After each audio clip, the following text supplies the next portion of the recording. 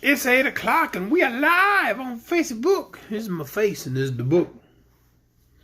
It is The Lost Princess of Oz, the 11th book in the Oz series. 11 books. There's 14 total, so we got 3 after this. What is it? The Magic of Oz, Glinda of Oz. The Tin Woodman of Oz is number 12. Then The Magic of Oz is 13. Then Glinda of Oz is 14. And then we're out of books. I don't know what we're going to do. But anyway, let's read Chapter 3 of The Lost Princess of Oz. Shall we? Now, if you recall in Chapter 1, the princess got lost because title. And then in Chapter... and her magic picture went missing, so they couldn't just look in the picture and be like, oh, she's at Steve's house. We looked at the picture, figured it out. Nobody's worried anymore. She ain't lost. She at Steve's.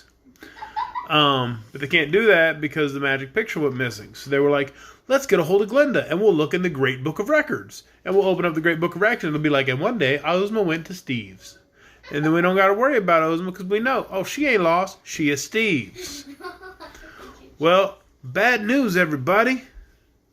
Glinda's Book of Records is also missing.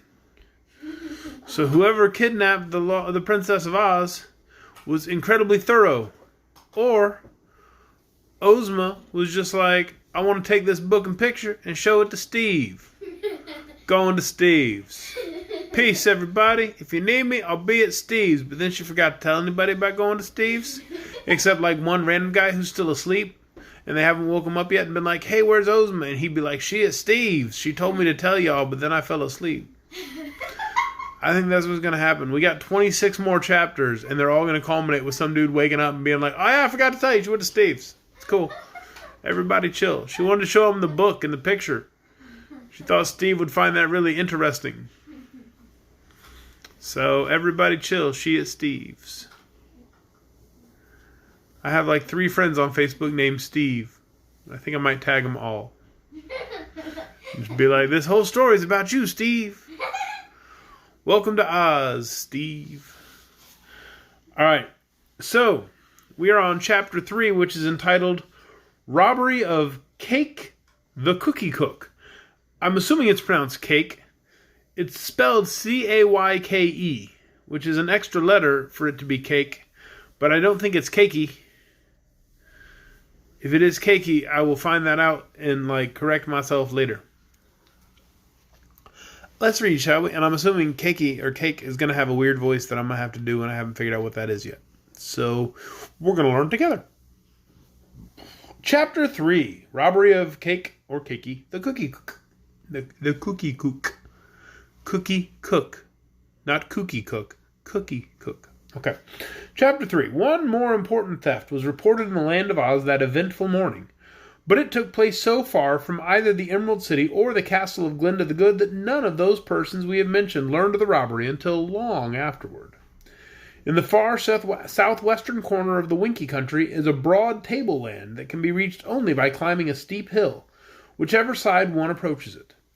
On the hillside surrounding this tableland are no paths at all, but there are quantities of bramble bushes with sharp prickers on them, which prevent any of the Oz people who live down below from climbing up to see what is on top. But on top live the Yips, and although the space they occupy is not great in extent, the wee country is all their own. The Yips had never, up to this time the story begins, left their broad tableland to go down into the land of Oz, nor had the Oz people ever climbed up to the country of the Yips. Living all alone as they did, the Yips had queer ways and notions of their own and did not resemble any other people of the land of Oz. Their houses were scattered all over the flat surface, not like a city grouped together, but set wherever their owner's fancy dictated, with fields here, trees there, and odd little paths connecting the houses with one another. It was here, on the morning when Ozma so strangely disappeared from the Emerald City, that Cayke, the Cookie Cook, discovered that her diamond-studded gold dishpan had been stolen. And she raised such a hue and cry over her loss and wailed and shrieked so loudly that many of the Yips gathered around her house to inquire what was the matter. It was a serious thing in any part of the land of Oz to accuse one of stealing, So when the Yips heard Cayke the Cookie Cook declare that her jeweled dishpan had been stolen, they were both humiliated and disturbed, and forced Cayke to go with them to the Frogman to see what could be done about it. I don't know who the Frogman is either. Maybe his name is Steve. I do not suppose you have ever before heard of the Frogman. Indeed, I have not. For like all other dwellers on that tableland, he had never been away from it, nor had anyone come up there to see him. The Frogman was, in truth, descended from the common frogs of Oz, and when he was first born he lived in a pool in the Winkie country, and was much like any other frog. Being of an adventurous nature, however, he soon hopped out of his pool and began to travel, when a big bird came along and seized him in its beak and started to fly away with him to its nest. When high in the air, the frog wiggled so frantically that he got loose and fell down, down, down, into a hidden small pond on the tableland of the Yips. Now this pool, it seems, was unknown to the Yips because it was surrounded by thick bushes and was not near any dwelling, and it proved to be an enchanted pool. For the frog grew very fast and very big, feeding on the magic skosh, which is found nowhere else on earth except in that one pool. And the skosh not only made the frog very big, so that when he stood on his hind legs he was as tall as any Yip in the country, but it made him unusually intelligent, so that soon he knew more than the Yips did, was able to reason and argue very well indeed. No one could expect a frog with these talents to remain in a hidden pool, so he finally got out of it and mingled with the people of the tableland, who were amazed at his appearance and greatly impressed by his learning. They had never before seen a frog, and the frog had never seen a Yip before. But as there were plenty of Yips and only one frog, the frog became the most important. He did not hop any more, but stood upright on his hind legs and dressed himself in fine clothes and sat in chairs and did all the things that people do. So soon he came to be called the Frogman, and that is the only name he has ever had. After some years had passed, the people came to regard the Frogman as their adviser in all matters that puzzled them. They brought all their difficulties to him, and when he did not know anything, he pretended to know it, which seemed to answer just as well. Indeed, the Yips thought the Frogman was much wiser than he really was, and he allowed them to think so, being very proud of his position of authority. There was another pool on the tableland which was not enchanted, but contained good clear water, and was located close to the dwellings. Here the people built the Frogman a house of his own, close to the edge of the pool, so that he could take a bath or a swim whenever he wished. He usually swam in the pool in the early morning before anyone else was up, and during the day he dressed himself in his beautiful clothes, and sat in his house, and received the visits of all the Yips who came to him to ask his advice. The Frogman's usual costume consisted of knee breeches made of yellow satin plush, with trimmings of gold braid and jeweled knee buckles, a white satin vest with silver buttons, in which were set solitaire rubies, a swallow-tailed coat of bright yellow, green stockings, and red leather shoes turned up at the toes and having diamond buckles. He wore, when he walked out, a purple silk hat and carried a gold-headed cane. Over his eyes he wore great spectacles with gold rims, not because his eyes were bad, but because the great spectacles made him look wise, and so distinguished and gorgeous was his appearance that all the Yips were very proud of him. That's a fancy frog. His name is not Steve. There was no king or queen in the Yip country, so the simple inhabitants naturally came to look upon the Frogman as their leader, as well as their counselor in all times of emergency. In his heart, the big frog knew that he was no wiser than the Yips, but for a frog to know as much as a person was quite remarkable, and the Frogman was shrewd enough to make the people believe he was far more wise than he really was. They never suspected he was a humbug, but listened to his words with great respect, and did just what he advised them to do. So I think there's a moral here, and I know I'm interrupting the story, and it's a long chapter, and I shouldn't do this, but if you notice in like the first book, we find out the Wizard of Oz doesn't actually know half the stuff he's saying. He's just kind of he gets up and he's full of bluster, and he's like, I'm a big wizard, and I can do all these great things, and blah blah blah. And people are like, well, he says it real loud, so we should probably be telling the truth. We must believe him. So basically, if you're confident enough, you can fool people. Because that's what the Frogman is doing, too. He's like, yeah, I know all the stuff. And they're like, what about this? And he's like, I don't really know that. But yeah, I know the answer, blah, blah, blah, blah, blah. So if you just pretend to know stuff and you talk a lot, people think you're really smart. And I think that says a lot about America today. And that's all I'm going to say. I don't want to get political here, but an awful lot of people that do an awful lot of talking. Some of them should do a little bit more listening. Now, when Cayke the cookie cook raised such an outcry over the theft of her diamond-studded dishpan, the first thought of the people was to take her to the Frogman and inform him of the loss, thinking that of course he could tell her where to find it. He listened to the story with his big eyes wide open behind his spectacles and said, in his deep, croaking voice, see, I like it when he gives me instructions on how the voice sounds. He said in his deep, croaking voice, "If the dishpan is stolen, somebody must have taken it." "But who?" asked Cayke anxiously. "Who is the thief?" "The one who took the dishpan, of course," replied the Frogman, and hearing this, all the Yips nodded their heads gravely, and said to one another, "It's absolutely true." "But I want my dishpan!" cried Cayke.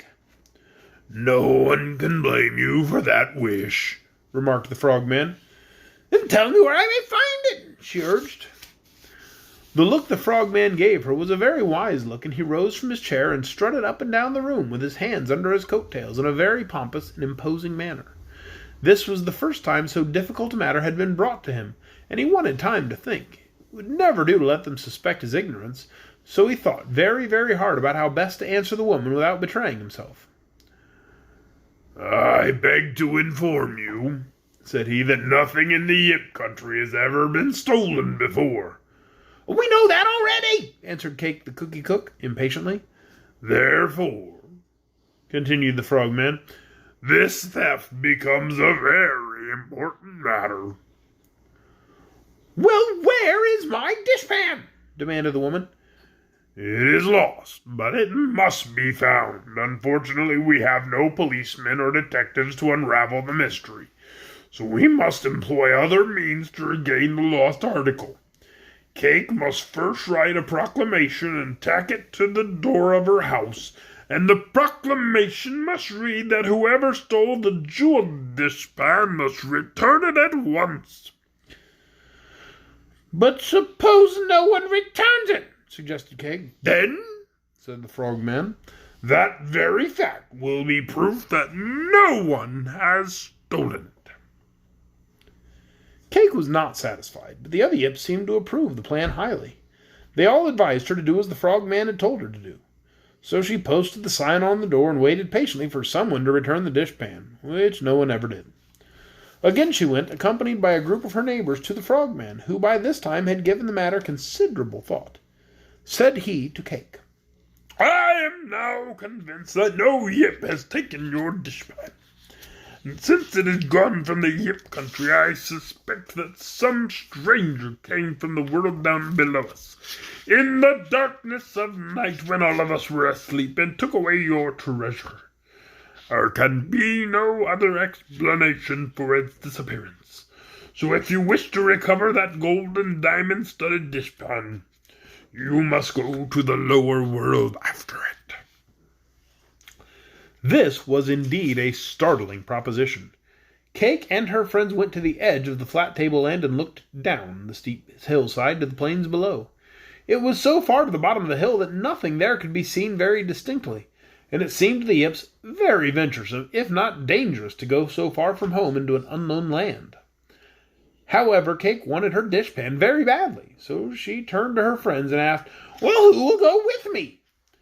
No one answered this question, but after a period of silence, one of the Yips said, "We know what is here at the top of the hill, and it seems to me a very pleasant place, but what is down below we do not know. The chances are it is not so pleasant, so we'd best stay where we are." "Well, it may be a far better country than this," suggested the cookie cook. Maybe, responded another Yip, "but why take chances? Contentment with one's lot is true wisdom. Perhaps in some other country there are better cookies than you cook. But as we have always eaten your cookies and liked them, except when they're burnt on the bottom, we do not long for any better ones." Cayke may have agreed to this argument had she not been so anxious to find her precious dishpan. But now she exclaimed impatiently, "You are cowards, all of you! If none of you is willing to explore with me the great world beyond this small hill, I will surely go it alone. Well, that's wise resolve, declared the Yips, much relieved. It is your dishpan that is lost, not ours, and if you are willing to risk your life and liberty to regain it, no one can deny you the privilege.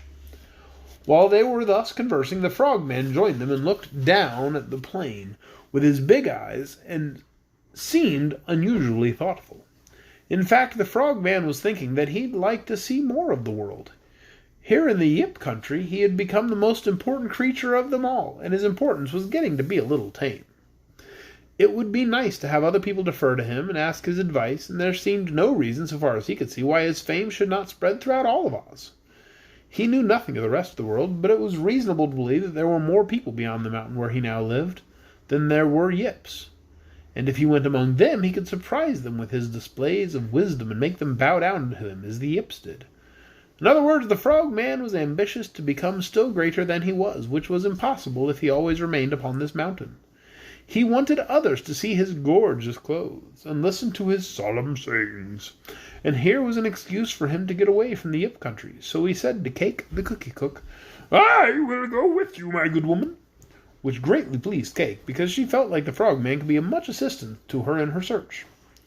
But now, since the mighty frogman had decided to undertake the journey, several of the Yips, who were young and daring, at once made up their minds to go along. So the next morning after breakfast, the frogman and Cayke the cookie cook and 9 of the Yips started to slide down the side of the mountain. The bramble bushes and cactus plants were very prickly and uncomfortable to the touch.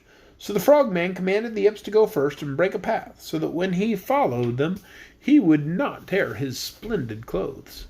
Cayke, too, was wearing her best dress and was likewise afraid of the thorns and prickers, so she kept behind the frogman. They made rather slow progress, and night overtook them before they were halfway down the mountainside. So they found a cave in which they sought shelter until morning. Cayke had brought a basket full of her famous cookies, so they all had plenty to eat. On the second day, the Yips began to wish they had not embarked on this adventure. They grumbled a good deal at having to cut away the thorns and make the path for the frogman and the cookie cook. For their own clothing suffered many tears, while Cayke and the frogman traveled safely and in comfort. "If it is true that anyone came to our country to steal your diamond dishpan," said one of the Yips to Cayke, "it must have been a bird, for no person in the form of a man, woman, or child could have climbed through these bushes and back again." "And allowing you could have done so," said another Yip, "the diamond-studded gold dishpan would not have repaid him for his troubles and his tribulations." What are we doing? I'm sorry. Are we going to bed? Is that what we're doing? Because we're not paying attention? Is that what's happening? You can be up and listening, or you can be asleep. It's up to you. What are you two choosing? I was stretching my arm and he threw pillows on it. What are you two choosing? I asked a question. I demand an answer now. What about you? Why do you act like that was a dumb question? I didn't do anything wrong. I disagree. Yeah, no, we're done.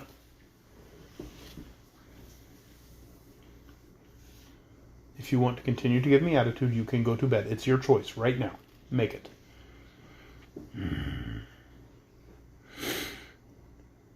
"For my part," remarked the third Yip, "I would rather go back home and dig and polish some more diamonds, mine some more gold, and make you another dishpan than be scratched from head to heel by these dreadful bushes. Even now, if my mother saw me, she would not know I am her son." Cayke paid no heed to these mutterings, nor did the frogman. Although their journey was slow, it was being made easy for them by the Yips, so they had nothing to complain of and no desire to turn back. Quite near to the bottom of the great hill, they came upon a deep gulf, the sides of which were as smooth as glass. The gulf extended a long distance, as far as they could see in either direction, and although it was not very wide, it was far too wide for the Yips to leap across it. And should they fall into it, it was likely they might never get out again. "Well, here our journey ends," said the Yip. "We must go back again." Cayke the cookie cook began to weep. "I shall never find my dishpan again, and my heart will be broken," she sobbed. The frogman went to the edge of the gulf, and when his eye carefully measured the distance to the other side, "Being a frog," said he, "I can leap as all frogs do, and being so big and strong, I'm sure I can leap across this gulf with ease. But the rest of you, not being frogs, must return the way you came." We will do that with pleasure, cried the Yips, and at once they turned and began to climb up the steep mountain, feeling they had had quite enough of the unsatisfactory adventure. Cayke the Cookie Cook did not go with them, however. She sat on a rock and wept and wailed, and was very miserable. "Well," said the Frogman to her, "I will now bid you good-bye. If I find your diamond-decorated gold dishpan, I will promise to see that it is safely returned to you." "But I prefer to find it myself," she said. "See here, Frogman. Why can't you carry me across the gulf when you leap it? You're big and strong, while I'm small and thin." The Frogman gravely thought over this suggestion. It was a fact that Cayke the Cookie Cook was not a heavy person. Perhaps he could leap the gulf with her on his back. "If you are willing to risk a fall," said he, "I will make the attempt." At once she sprang up and grabbed him around his neck and with both her arms. That is, she grabbed him where his neck ought to be, for the Frogman had no neck at all. Then he squatted down, as frogs do when they leap, and with his powerful rear legs he made a tremendous jump. Over the gulf he sailed with the Cookie Cook on his back, and he leaped so hard, to be sure of not falling in, that he sailed over a lot of bramble bushes that grew on the other side and landed in a clear space, which was so far beyond the gulf that when they looked back they couldn't even see it at all. Cayke now got off the Frogman's back, and he stood erect again and carefully brushed the dust from his velvet coat and rearranged his white satin necktie. "I had no idea I could leap so far," he said wonderingly. "Leaping is one more accomplishment I can now add to the long list of deeds I am able to perform." "You are certainly a fine at leapfrog," said the Cookie Cook admiringly. "But, as you say, you are wonderful in many ways. If we meet any people down here, I am sure they will consider you the greatest and grandest of all living creatures." "Yes," he replied. "I shall probably astonish strangers, because they have never before had the pleasure of seeing me. Also, they will marvel at my great learning. Every time I open my mouth, Cayke, I am liable to say something important."